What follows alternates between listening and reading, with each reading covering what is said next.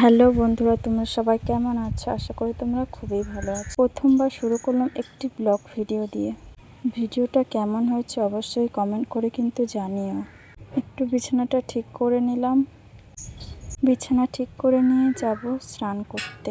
স্নান করে ফ্রেশ হয়ে চলে আসলাম। সকাল সকাল স্নান করলে কতটা না ফ্রেশ লাগে। ফ্রেশ হয়ে চুলটা আঁচড়ে নেব। আজ তো শ্রাবণ মাসের 3 নম্বর সোমবার। তো কারা কারা এই 3 নম্বর সোমবারে বাবার মাথায় জল ঢালছে অবশ্যই কিন্তু কমেন্ট করে জানিও। আমিও সিঁদুরটা পরে নিলাম। এবার যাব শিবের মাথায় একটু দুধ জল ঢালতে। শ্রাবণ মাসে কারা কারা হাতে সবুজ চুড়ি পরেছ অবশ্যই কিন্তু জানাবে। আমি তো ঠাকুর ঘরেতে চলে আসলাম। দেখো বন্ধুরা, আমাদের ঠাকুর ঘরটি কেমন। রাধাকৃষ্ণকে দেখো কত না সুন্দর লাগছে।